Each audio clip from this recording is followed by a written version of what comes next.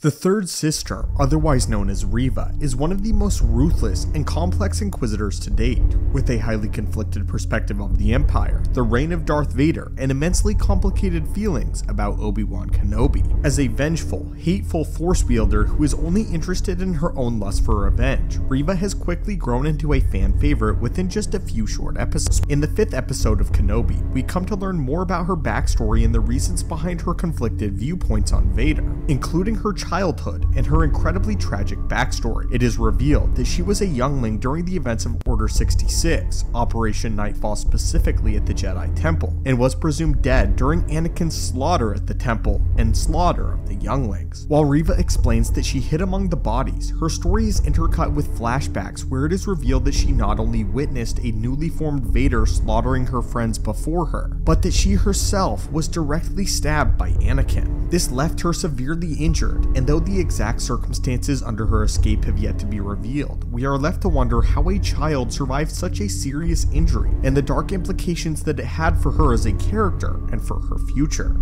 So what was the real reason behind Reva's survival, and how does this crucial moment tie into not only her current career as an Inquisitor, but Vader himself and the practice of harnessing the dark side and one's hatred? Well, today, students of the Force will explain just that, and explain exactly how Reva survived and other characters that have done the same. After confronting Vader and fighting him in single combat, she is overpowered by the Dark Lord and stabbed once again, where she is again left to die at the hands of Vader. As she is left to die here, it is revealed that the Grand Inquisitor also survived, wherein he states that a thirst for revenge does wonders for the will to live. While this might seem like a relatively innocuous line on the surface, there is established lore surrounding this idea that connects to not only the dark side or the Sith, but to Darth Vader directly. On Mustafar, Darth Vader, Anakin, was horribly disfigured and on the brink of death after losing his duel with Obi-Wan Kenobi, and by all accounts, Anakin very much should have died here. He had lost 3 of his remaining limbs and had suffered severe burns to the entirety of his remaining body,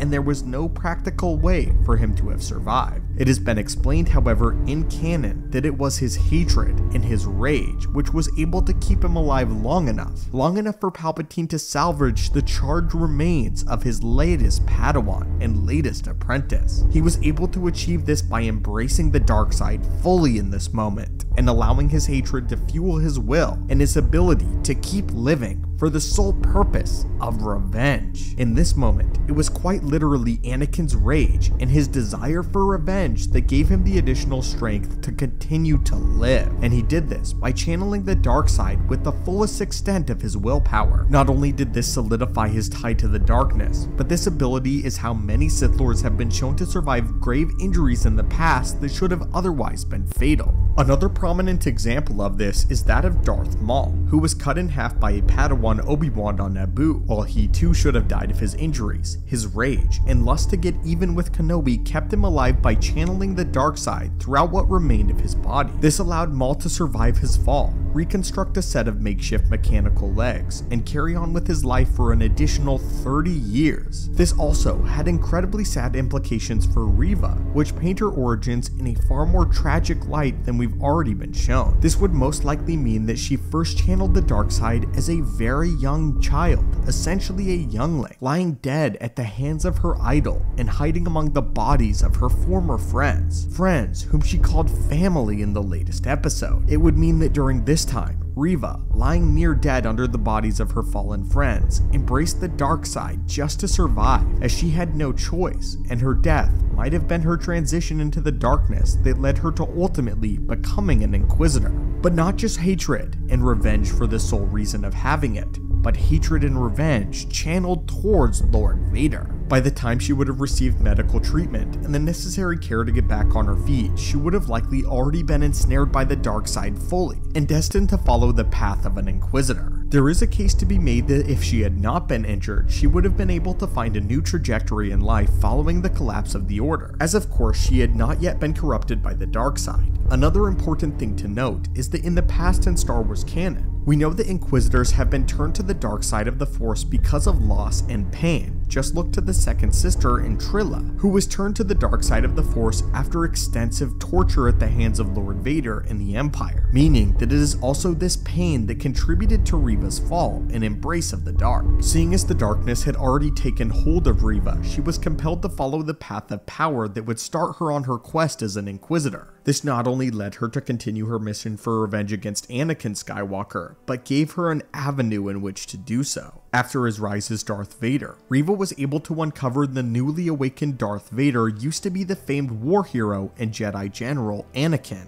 and this allowed her to pursue a career as an Inquisitor. Not only did her enlistment allow her to get close to Vader, but it gave her a substantial amount of formal training that she hadn't yet obtained as a youngling. During Order 66, it's likely that she knew very little in way of the lightsaber or even in the Force, and was looking up to Vader to train her in the ways that she one day would turn against him. Something that the Sith, though, were all too familiar with, as the Sith are known to not train their Dark Jedi and Inquisitors well enough to ever challenge them. Nonetheless, Reva studied under him for years, playing the long game in order to get close enough to him and letting the dark side of vengeance fuel her training and hatred for Anakin and Vader. Something else important to note is that Vader knew at some point that she had been a youngling, and though the exact circumstances of this have yet to be revealed, it means that Vader was always one step ahead of her at all times. Nonetheless, this is the reason why Reva survived her encounter with Anakin during Operation Nightfall, holding on to her hatred for the Jedi,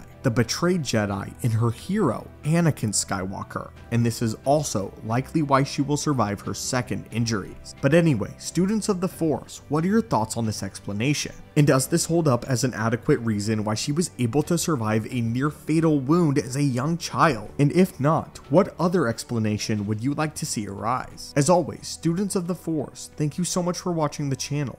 May the Force be with you, and have a great day.